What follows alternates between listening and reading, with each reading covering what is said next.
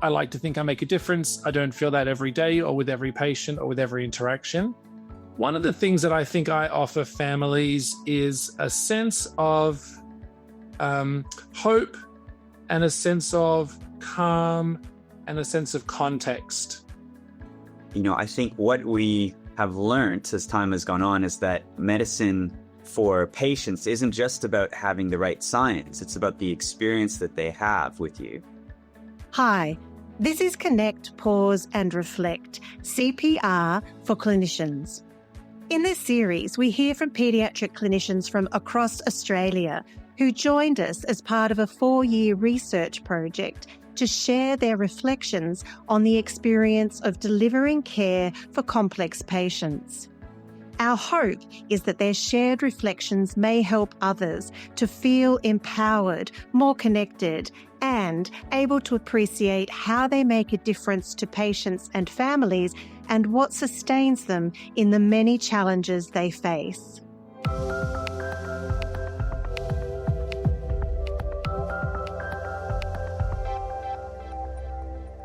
In today's podcast, we hear how clinicians feel they make a difference to children living with chronic, complex or severe neurodevelopmental conditions. We start today's episode with clinicians reflecting on their approach to consultations. Up first, a clinician reflects on the importance of meeting families where they are on their unique medical journey.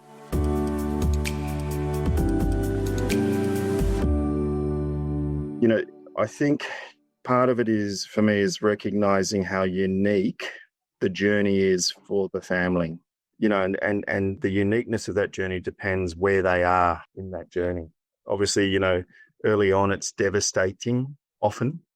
And I suppose, how do we try and personalize that experience? And a lot of what I try and do in the early days is to remove the medicalization and stigma of a diagnosis.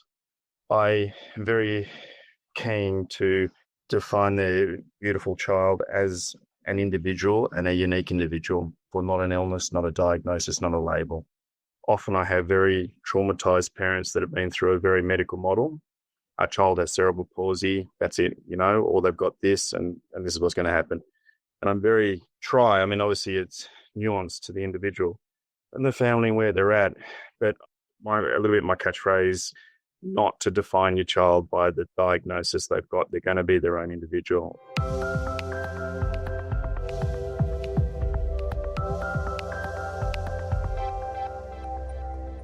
A second aspect discussed by clinicians relating to the approach to consultations emphasise the value of clinicians adopting child-centred frameworks and helping families understand what's unique about their child from a developmental perspective. I like to think I make a difference. I don't feel that every day or with every patient or with every interaction. One of the things that I think I offer families is a sense of hope and a sense of calm and a sense of context. So I think families often come to me having had a lot of experiences with the health system that have been confusing or disorientating, lots of technical jargon, lots of words they don't understand, lots of uncertainty, perhaps a long diagnostic journey with lots of starts and stops, or maybe they're at the beginning, but they haven't got their head around it. And I often think of families in these states of hope or fear or grief, and understanding that and talking them through the sort of the usual song and dance we have a medical history, but then getting to know what they're like, what their kid's about, what they're good at, what they struggle with, what their family's like, what they wish was different. And I've got a couple of frameworks that I use, like the 6 F's framework, family, fun, fitness, function, future, and friendship.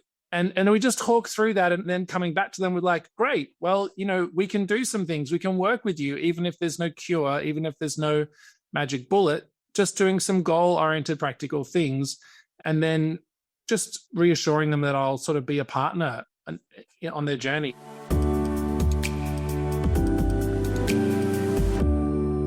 So I'm not usually the expert in the rare disease. So the bit I usually contribute is trying to understand the child from a developmental behavioral perspective and trying to untangle what's unique about this child and why this child is, or this family is struggling at this particular point in time. So I feel that what I do for families is really try and let them understand their unique child from that developmental behavioral perspective. So, when they're, really struggling with temper tantrums, and we talk about the fact that really her language is that of an 18-monther. She doesn't have the capacity to express herself in a different way. Her behavior is her communication, and really trying to reframe what the family's seeing with that developmental lens. But it's much more understanding their child strengths and difficulties and that profile, and then what we can do about it in terms of the daily challenges that family finds.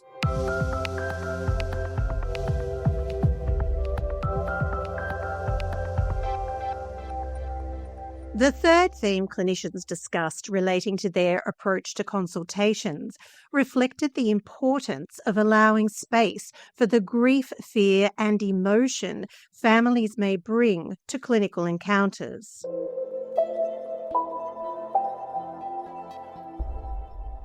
To me, the biggest confusion with these types of families often comes from the fact that we're asking them to straddle acceptance and pragmatism while they're swirling in hope and despair and a lot of emotion, particularly the newer diagnoses, I find. And so for me, I tend to find that it's helpful to allow space for the emotion and the grief and that conversation and almost separate that from the pragmatic discussions. So sometimes it'll be that I'll be asking about how many seizures is the child having, or where are they up to with their ambulation if it's like a muscular dystrophy.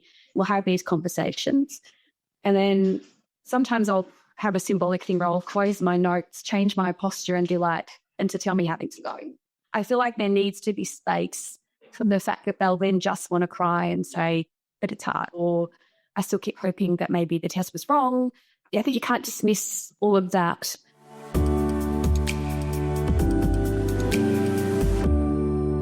Family that want to make a difference, they want to relieve their child's suffering. They don't want them to have terrible experiences. They want to know what's about to happen. They want to feel safe. They want to know their child's safe. I think reducing immediate anxiety and fear is really important so they can hear information that they can then use in helping us care for their child.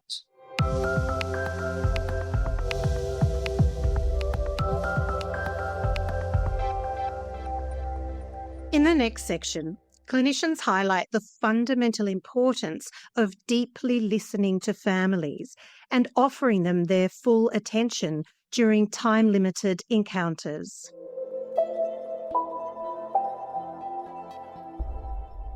As a genetic counsellor, I think so often with these, rare, serious, severe conditions, what I feel is fundamental to just being there for the family is listening to them. Something as fundamental as listening, actually.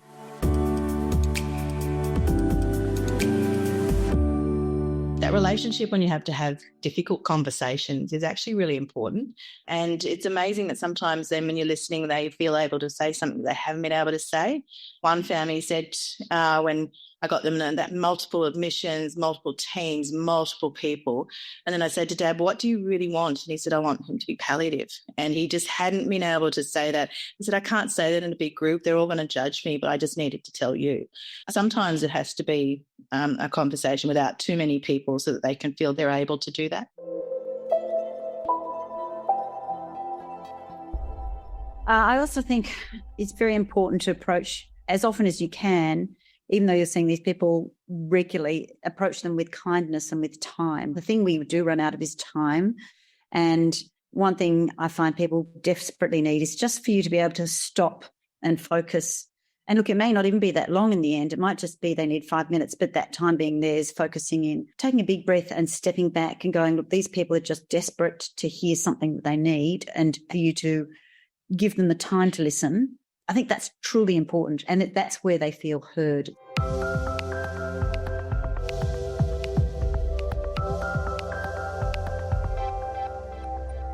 Up next, clinicians reflect on different aspects of communication they consider important in their efforts to make a difference. The first theme reflects the importance of clear communication with families and pulling information together into a clear narrative to ensure families are not overwhelmed.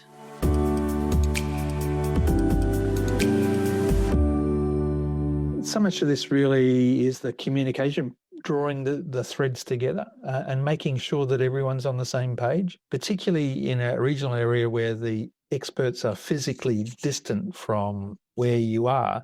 You need to know that what was said by the neurologist, by the metabolic team, whatever, elsewhere, relayed to you in form of letter report is actually what the parents understood, so that shapes where you're going too, that may have shaped their expectations because they've misunderstood what's being said.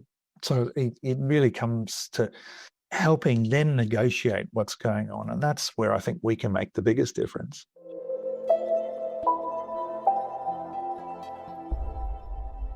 I think of one patient I had where they had a huge amount of complicated issues. We're seeing multiple specialists. And they said, the reason that we like to come and see you is because you're the only person who puts all of our issues together in a succinct form in a letter.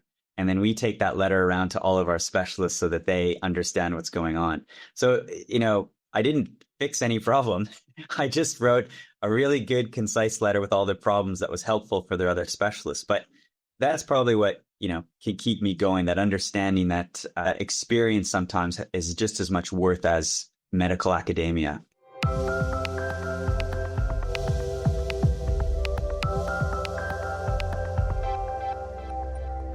A second aspect of communication considered important was the need to address clinicians' own emotions during clinical encounters.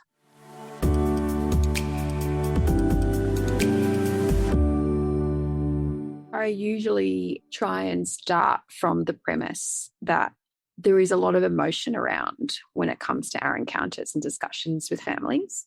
So I try and just acknowledge that there is often anxiety and grief and sometimes frustration, particularly if it's been a bit of a drawn-out odyssey of how they get their diagnosis made. And I myself often have some emotion, particularly if I know I'm giving very difficult information, like I feel my heart rate going fast before I even step into the room. And I have that kind of pressure to want to make this as nice a process as possible. I try and think, well, what are the questions I think the family wants me to answer?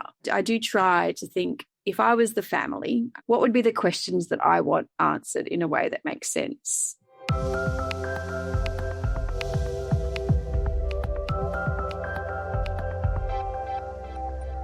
In the third theme relating to communication, clinicians highlighted the importance of making an effort to communicate with the child, no matter their disability.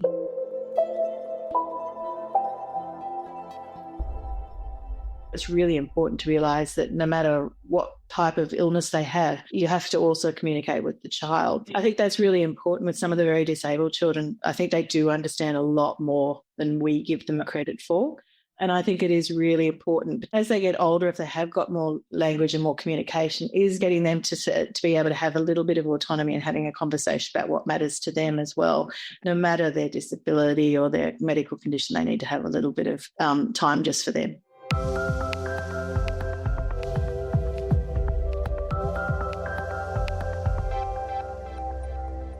Finally, to end part one of this podcast, clinicians discuss how humility, honesty, and earning trust over time are central to effectively making a difference.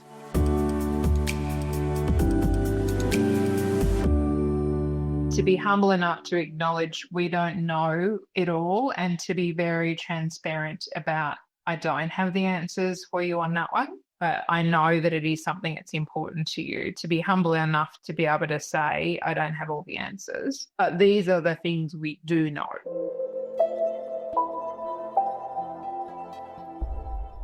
To actually be realistic, be honest.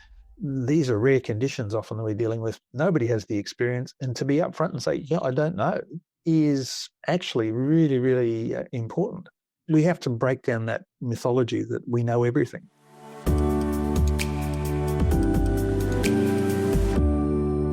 I think the role of the general paediatrician, like what I find that parents appreciate about what you do, is that you don't sort of give up on their issues. And as the general paediatrician, you're going to pursue a solution for them. They come to you usually with a list of issues. There is this trust there that you're going to just make sure, like whether you're asking for others' opinion or doing your own investigations to try and work it out, you're not going to sort of necessarily just give up on pursuing a solution for their multiple issues that they may present with. You know, you'll actually take ownership of that. And I think that means a lot to them, that there's someone, you know, that's going to help them solve it and you're on their side in that.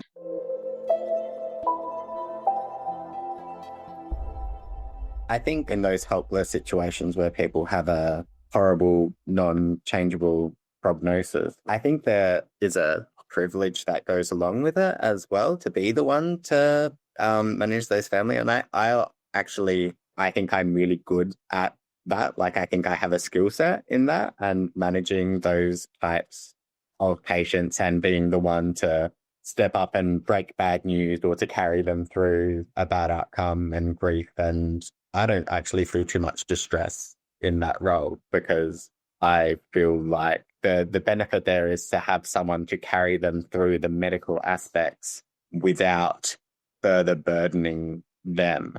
And I think that is a really important role and an important function that, certainly from our point of view, just because we can't cure someone doesn't make us useless. We're useful in managing, you know, all of the palliative care aspects of management, but also all of the distress management and the minimizing intervention and ensuring safety. And I think a lot of us actually do that incredibly well.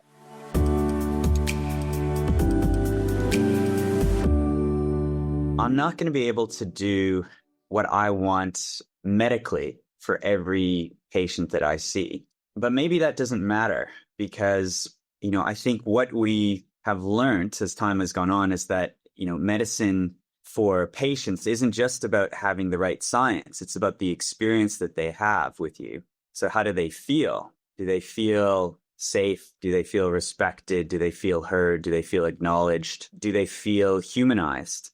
And you know, even at our hospital now, we have a data tracking system where every patient that's discharged gets a text message to rate their experience as a score and to give feedback. And it has nothing to do with the correct diagnosis or correct interpretation of investigations, but rather, how did you make that person feel? So I think one of the things that probably keeps me going is that if I have a particularly difficult, complex case that I can't fix, maybe at that consultation or future consultations, I'm at least going to give them the best experience they can have in that half an hour or 50 minutes that I'm with them.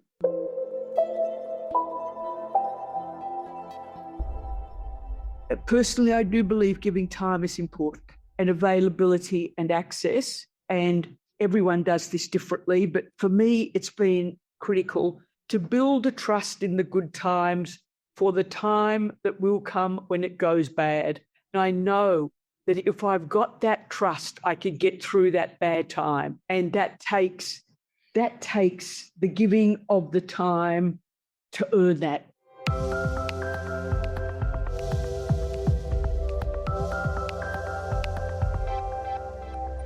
That concludes part 1 on the topic of making a difference. In part 2, clinicians reflect on the importance of empowering families, focusing on what matters, celebrating the little wins, and applauding families for the care of their child. If you're interested in learning more about the research project behind these podcasts, or about hosting Connect, Pause and Reflect sessions in your workplace, further resources are available on the Sydney Children's Hospitals Network website. We would like to acknowledge the ClinEquip steering group led by Professor Annie Bai, including Fleur Leman, Professor Kenneth Nunn, Suzanne Nevin, Erin Beavis, Rachel McLaughlin, Rebecca McIntosh, Doctors Rani Sachdev and Elizabeth Palmer, and the ClinEquip advisory group who contributed to the co-design of these resources. We thank the Manildra Group for philanthropic funding. Thank you for listening.